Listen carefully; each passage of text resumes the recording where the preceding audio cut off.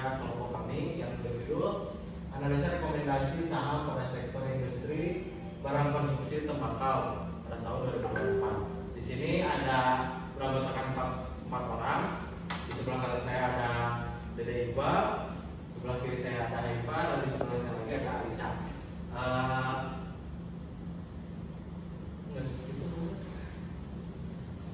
Untuk mempersingkat waktu. Mari kita mulai presentasinya. Dimulai dari saya sendiri.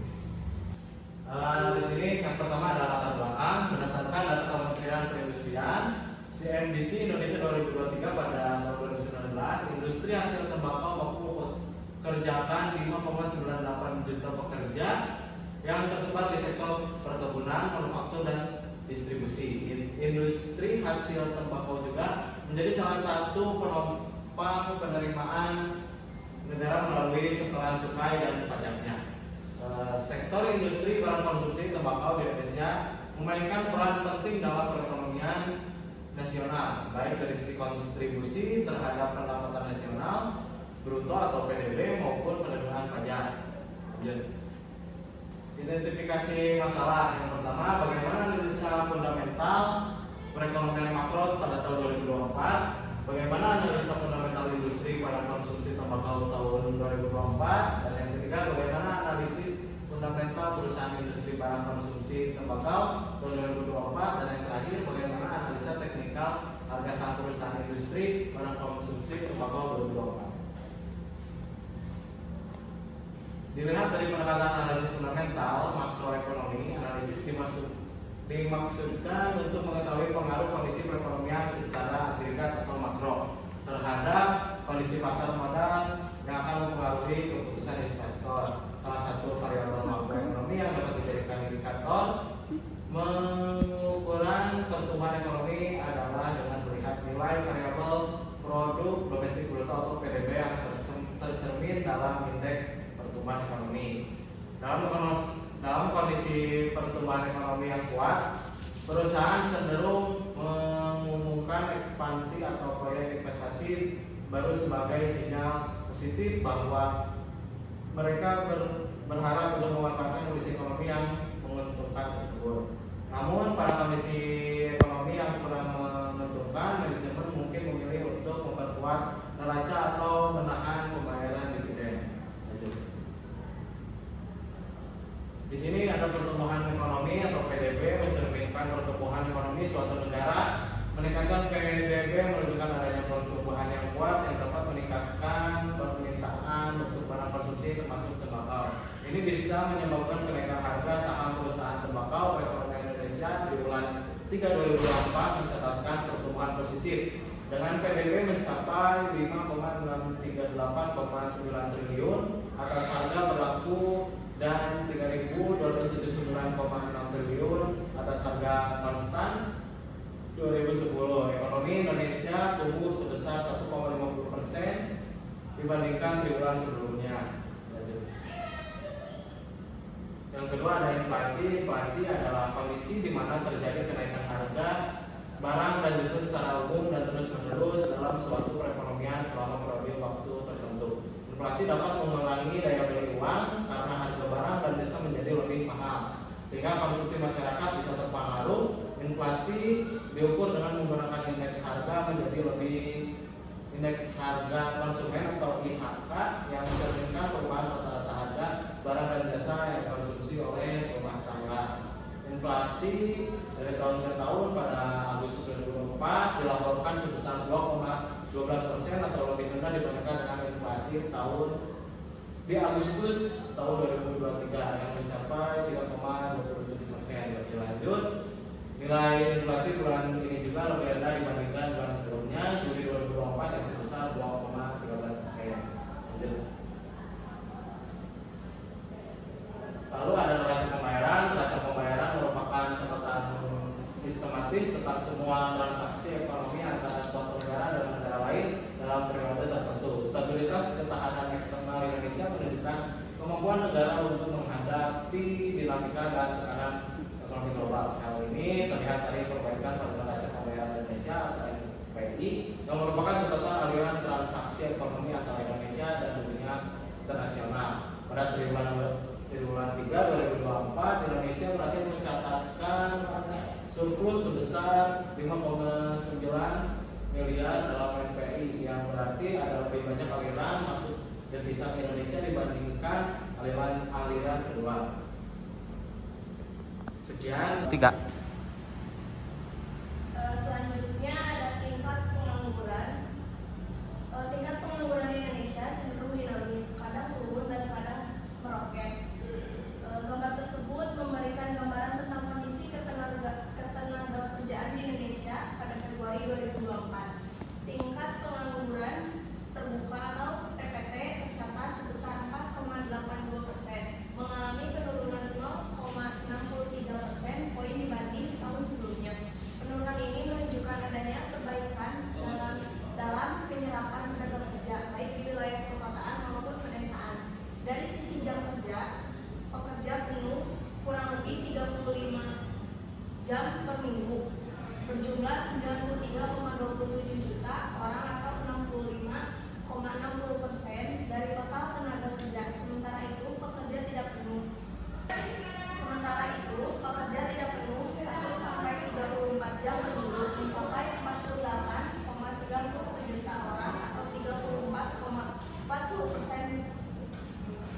Proporsi pekerja paruh waktu dan setengah pengangguran juga menunjukkan penurunan, mencerminkan peningkatan kualitas pekerja yang tersedia. Data ini mengindikasikan bahwa situasi ketenagakerjaan di Indonesia mengalami perbaikan. Dengan pengangguran yang terus menurun dan meningkat dan peningkatan stabilitas dalam lapangan kerja. Next. Kesimpulannya, analisis fundamental ekonomi makro memberikan gambaran yang komprehensif tentang kondisi perekonomian suatu negara dan pengaruh terhadap pasar modal, termasuk harga saham perusahaan. Berdasarkan penjelasan di atas, beberapa faktor makroekonomi utama yang mempengaruhi keputusan investasi antara lain adalah pertumbuhan ekonomi, inflasi, suku bunga, neraca pembayaran, dan tingkat pengangguran. Secara keseluruhan, kondisi makroekonomi Indonesia pada tahun 2024 menunjukkan adanya pertumbuhan yang positif, inflasi yang terkendali, suku bunga yang stabil, serta neraca pembayaran yang sehat. Faktor-faktor ini dapat memberikan dampak positif terhadap pasar saham dan keputusan investasi. Meskipun tantangan eksternal seperti ketidakpastian global tetap perlu diwaspadai. Ini ada analisa fundamental industri tembakau. Analisa fundamental industri tembakau, Indonesia adalah salah satu produsen tembakau terbesar di dunia yang mendukung operasi banyak perusahaan rokok di negara tersebut. Di Bursa Efek Indonesia terdapat 5 perusahaan rokok terdaftar, termasuk PT Gudang Garam Tbk dan PT HM Sampurna Tbk. Industri tembakau diakui sebagai sektor strategis dengan daya saing tinggi dan kontribusi besar terhadap perekonomian nasional. PT Gudang Garam Tbk adalah produsen rokok terbesar di Indonesia dengan saham yang diperdagangkan di Bursa Efek Indonesia. Perusahaan ini konsisten memberikan dividen dan dianggap stabil serta menguntungkan bagi pemegang saham. Industri pengelolaan tembakau mempunyai peran penting dalam menggerakkan ekonomi nasional. Next. Analisa fundamental industri tembakau. Analisa fundamental industri tembakau tahun 2024 menunjukkan pertumbuhan meski ada tantangan. Pertumbuhan industri mencapai 7,63% pada kuartal 1 2024, didorong oleh konsumsi rokok yang tetap tinggi meskipun tarif cukai meningkat sebesar 10%. Namun, emiten seperti PT Gudang Garam Tbk mengalami penurunan laba bersih 71,85% akibat tingginya biaya dan penurunan penjualan. Kebijakan baru termasuk pengendalian produk tembakau berpotensi merugikan industri dengan kerugian ekonomi mencapai 308 triliun. Kesimpulannya, industri tembakau di Indonesia memiliki peran yang sangat strategis dalam perekonomian nasional, terutama melalui kontribusinya terhadap penerimaan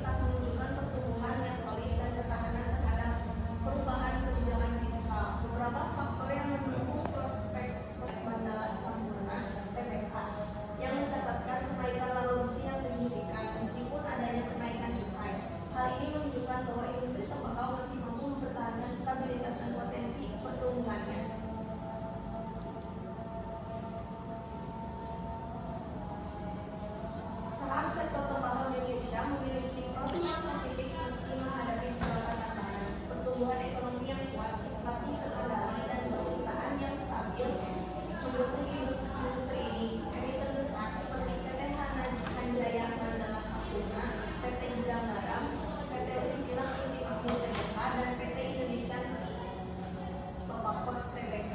Berikut ulasan terkait perusahaan-perusahaan tersebut. Pembahasan analisis kinerja fundamental perusahaan ini implementasi. Analisis yang kelompok kami lakukan berdasarkan hasil data rasio pada lembar di atas. Bisa dilihat MSP memiliki EPS sebesar 1,18 yang lebih rendah dari WIN, dan GRM menandakan bahwa profitabilitas per lembar sahamnya tidak sebesar perusahaan-perusahaan tersebut. ITIC memiliki IPS terendah di tabel, yaitu 26,2%, yang berarti profitabilitas per lembar sahamnya paling kecil di antara 4 perusahaan ini. Pada saham perusahaan PT Gudang Garam Tbk atau GRM memiliki IPS tertinggi, yaitu sebesar 96,46% lembar saham per tahun 2024. Hal ini menunjukkan bahwa perusahaan ini mengatasi lembar per saham yang sangat besar dibandingkan perusahaan lain di gambar ini. GRM dianggap sebagai perusahaan yang paling menguntungkan bagi pemegang saham, di antaranya keempat perusahaan pada tahun 2024. Price to earning ratio atau PR, semakin tinggi PR semakin mahal harga saham tersebut relevan terhadap lembar per sahamnya. Seringkali diartikan bahwa investor memiliki ekspektasi perusahaan yang tinggi pada perusahaan tersebut. GRM Darwin memiliki PR yang lebih rendah, masing-masing 19,53 dan 5,84. Hal ini menunjukkan bahwa saham-saham tersebut relevan murah jika dibandingkan dengan labanya. Dengan kata lain, investor tidak membayar terlalu banyak untuk setiap unit lembar yang dihasilkan, yang bisa berarti pada tidak memiliki ekspektasi tertentunya yang terlalu tinggi untuk kedua perusahaan. Sedangkan untuk KMSP memiliki PR tertinggi di antaranya keempat perusahaan, yaitu 10,85. Nilai ini menunjukkan bahwa investor membayar lebih untuk setiap unit lembar. Yang bisa diartikan bahwa pasar memiliki ekspektasi pertumbuhan yang lebih tinggi terhadap HMSP.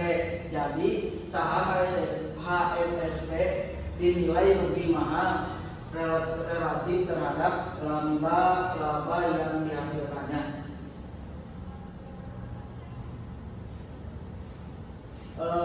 Please to fluctuate PBF berdasarkan pada gambar yang di atas.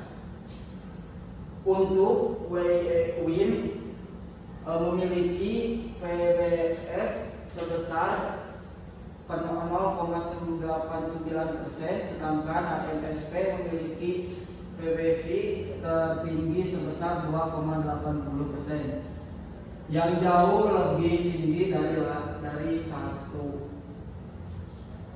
Ini menunjukkan bahwa harga pasar saham HMSP lebih tinggi dari nilai bukunya, dan pasar mungkin menilai perusahaan ini memiliki prospek pertumbuhan atau keuntungan yang tinggi di masa depan. Return on asset atau ROA. Analisis ini menghasilkan bahwa GRM memiliki ROA sebesar 2,17%. Ini berarti GRM mau menghasilkan laba besar 2,17% dari total aset yang dimilikinya. ROA ini paling rendah dibandingkan perusahaan lain, menunjukkan efektivitas penggunaan aset tidak setinggi perusahaan lain. HMSP memiliki ROA sebesar 13,36% yang menunjukkan efisiensi yang lebih tinggi dibandingkan GRM dan ITIS.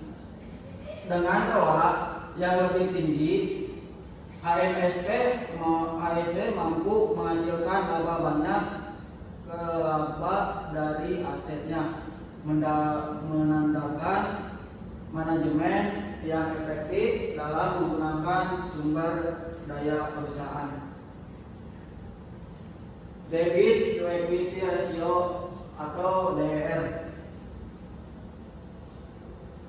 Dari hasil analisis dilihat nilai DER di sektor di stok Split per tahun 2024 menunjukkan bahwa WIN dan ITIS memiliki DER yang menunjukkan ketergantungan lebih besar pada utang dibandingkan HMSP dan GRM.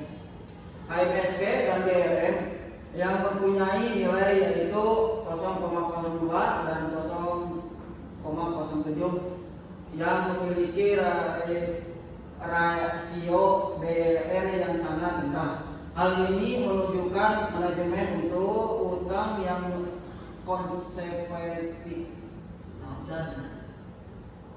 dan rendahnya risiko finansial.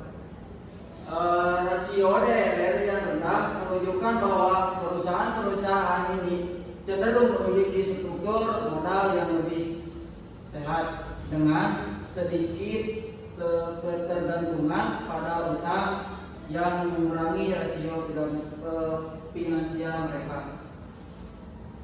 Dividen yield. Secara keseluruhan dari hasil rasio tingkat dividen yield yang dilihat per tahun 2024 ini dapat memberikan panduan bagi investor yang memilih untuk berinvestasi berdasarkan pengembalian dari dividen. UIM dengan hasil dividen sebesar 13,91% sangat cocok untuk investor yang mencari pendapatan dividen yang lebih tinggi. WIN memiliki dividen yield yang tinggi yang menunjukkan bahwa perusahaan ini cenderung membayar dividen yang besar kepada pemegang saham. Hal ini bisa menarik bagi investor yang mencari pendapatan tetap dari dividen. Namun perlu juga dipertimbangkan bahwa perusahaan mungkin mengalokasikan sebagai besar laba untuk dividen yang dapat mempengaruhi perusahaan atau investasi kembali. Kesimpulannya, berdasarkan analisis kinerja fundamental yang telah dilakukan masing-masing perusahaan di industri tembakau Indonesia menunjukkan kekuatan dan kelemahan yang berbeda. Analisis fundamental ini dengan menghitung earning per share, EPS, earning to earning ratio, pre to box ratio on equity, terus return on asset, debit to equity ratio, dan dividen. Untuk melakukan analisis fundamental perusahaan ini di industri tembakau, seorang analisis harus mempertimbangkan mempertimbangkan faktor-faktor internal dan eksternalnya yang dapat mempengaruhi kinerja keuangan dan pekerjaan panjang perusahaan. Ini termasuk analisis keuangan yang disalin, pemahaman tentang regulasi yang berkembang, dan penilaian terhadap tren konsumen serta dampak sosial dari produk terbuka. Nah, di sini rekomendasi saham dari keempat saham tersebut, PT Hanjaya Mandala Sampurna Tbk atau yang bisa disingkat HMSP, pilihan yang paling direkomendasikan. Berikut alasannya. Yang pertama, HMSP memiliki ROE tertinggi di antara perusahaan-perusahaan tembakau yang dianalisis. Ini menunjukkan bahwa HMSP secara efektif memanfaatkan ekuitas pemegang saham untuk menghasilkan laba yang umumnya menjadi indikator perusahaan berkinerja baik dan menunjukkan efisiensi tinggi dan prospek pertumbuhan yang kuat. Untuk alasan yang kedua, PBV tertinggi 2,80 menunjukkan pasar memiliki ekspektasi positif terhadap prospek perusahaan, dan per tingginya 10,85 mencerminkan investor bersedia membayar lebih, mengindikasikan ekspektasi pertumbuhan laba jangka panjang. Untuk alasan yang ketiga, sebagai salah satu pemain utama di industri tembakau Indonesia, HMSP menunjukkan stabilitas dan daya tahan yang baik di tengah tantangan industri seperti kebijakan cukai. Oleh karena itu, berdasarkan kinerja fundamental dan konsistensi dalam membagikan dividen, HMSP merupakan pilihan yang solid untuk investasi. HMSP cocok bagi investor yang fokus pada pertumbuhan laba stabil dan percaya pada kinerja perusahaan yang konsisten di masa depan. HMSP merupakan saham yang solid bagi investor yang mencari pertumbuhan laba stabil dan percaya pada kinerja konsisten perusahaan di masa depan. Dengan kinerja fundamental yang kuat, ekspektasi pasar yang positif, dan stabilitas operasional baik, HMSP adalah pilihan investasi yang menarik di sektor tembakau. Next. Baik, selanjutnya di sini ada analisis teknikal GGRM atau PT Gudang Garam. Bisa dilihat dari gambar. Untuk interpretasinya atau penjelasannya, yang pertama, analisis tren di PT Gudang Garam Tbk. Tren harga cenderung menunjukkan pergerakan sideways atau konsolidasi dengan fluktuasi di rentang harga tertentu. Yang kedua, analisis pola harga. Pola head atau shoulder teridentifikasi menandakan potensi pembalikan tren ke arah bawah. Yang ketiga, analisis volume. Volume perdagangan menurun seiring pergerakan harga yang stagnan menunjukkan minat pasar yang berkurang. Yang keempat, analisis momentum. Indikator RSI menunjukkan level netral menandakan tidak adanya tekanan beli atau jual yang signifikan. Yang terakhir, moving average. Jangka pendek berada di bawah moving average, jangka panjang beri sinyal bersih. Next. Untuk yang selanjutnya, analisis teknikal HMSP atau yang disebut juga Hanjaya Mandala Sampurna Tbk. Hanjaya Mandala Sampurna. Untuk interpretasinya, yang pertama, analisis tren menurun selama beberapa periode terakhir dengan titik harga lebih rendah secara konsisten. Yang kedua, analisis pola harga. Terbentuk pola descending triangle mengindikasikan kemungkinan penurunan lebih lanjut. Yang ketiga, analisis volume tinggi saat harga turun mengonfirmasi tren bearish yang kuat. Yang keempat, analisis momentum. Indikator MACD menunjukkan divergensi negatif, mengindikasikan tekanan jual lebih dominan. Yang terakhir, MA atau moving average, jangka pendek melintasi moving average jangka panjang ke bawah, memperkuat sinyal bearish. Yang selanjutnya, analisis teknikal ITIC atau Indonesia Tembakau Tbk. Yang pertama, analisis tren naik jangka panjang menengah dengan kenaikan harga yang konsisten. Yang kedua, analisis pola harga. Pola bullish slope terlihat menunjukkan potensi kelanjutan tren naik. Yang ketiga, analisis volume. Peningkatan volume saat harga naik mengindikasikan minat beli yang kuat. Yang keempat, analisis momentum. RSI mendekati level overbought, memberikan sinyal koreksi jangka pendek. Yang terakhir, moving average golden cross teridentifikasi diversifikasi moving average jangka pendek berada di atas moving average jangka panjang. Dan yang terakhir, analisis technical WIM atau Wismila Kinti Mahmud TBK. Yang pertama, analisis trend cenderung sideways dengan kecenderungan penguatan pada jangka pendek. Yang kedua, analisis pola harga, pola double bottom terbentuk memberikan sinyal bullish. Yang ketiga, analisis volume meningkat pada titik pembalikan mengonfirmasi pola double bottom. Yang keempat, analisis momentum, indikator stop positif menunjukkan sinyal bullish menandakan potensi kenaikan harga lebih lanjut. Yang terakhir, moving average MA jangka pendek melintasi moving average jangka panjang ke atas memberikan sinyal bullish. Untuk GGRM dan HMSP menunjukkan trend bearish dengan sinyal peringatan untuk potensi penurunan lebih lanjut. Untuk IPIS memiliki prospek bullish meskipun waspada terhadap koneksi jangka pendek. Untuk WIM menunjukkan potensi pembalikan ke trend bullish didukung oleh pola double bottom. Analisis ini memberikan wawasan mengenai peluang dan resiko masing-masing saham berdasarkan indikator teknikal yang tersedia. Jika Anda memerlukan analisis tambahan atau penjelasan lebih rinci, silakan diberikan. Untuk terakhir, yang kesimpulan, sektor industri tembakau di Indonesia memiliki peran strategis dalam ekonomi nasional, terutama dalam penerimaan pajak dan penyediaan lapangan kerja. Analisis ini menunjukkan bahwa meskipun sektor ini menghadapi tantangan seperti regulasi tidak ada kenaikan cukai, perusahaan di sektor tembakau tetap menunjukkan kinerja yang stabil dan menarik bagi investor. Kinerja positif ini didorong oleh permintaan yang konsisten terhadap produk tembakau dan inovasi produk oleh perusahaan-perusahaan tembakau. Fluktuasi faktor makroekonomi seperti PDB, inflasi, suku bunga, dan nilai tukar juga memiliki pengaruh signifikan terhadap harga saham tembakau. Investasi di sektor ini disarankan untuk mempertimbangkan analisis fundamental dan teknikal guna menilai potensi kebutuhan dan risiko dengan memperhatikan stabilitas keuangan perusahaan tembakau besar seperti PT Hanjaya Mandala Sampurna Tbk atau yang bisa disingkat HMSP.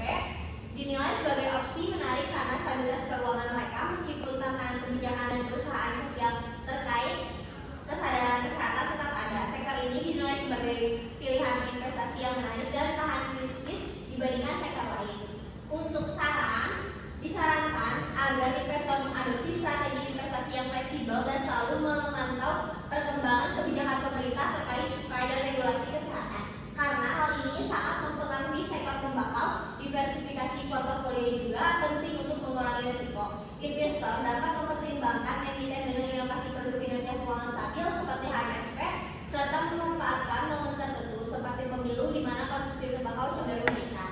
Jika bagi peneliti disarankan untuk memperluas analisis pada berbagai faktor yang mempengaruhi kinerja sektor tembakau, termasuk dampak dari kebijakan kesehatan publik, perubahan preferensi konsumen, dan inovasi produk. Mempertimbangkan juga faktor ekonomi global dan regional dapat memberikan perspektif yang lebih luas dan mendalam terhadap kinerja sektor ini. Bagi peneliti selanjutnya disarankan untuk melakukan penelitian lebih lanjut dengan data yang lebih mutakhir dan mencakup sektor industri barang konsumsi lainnya sebagai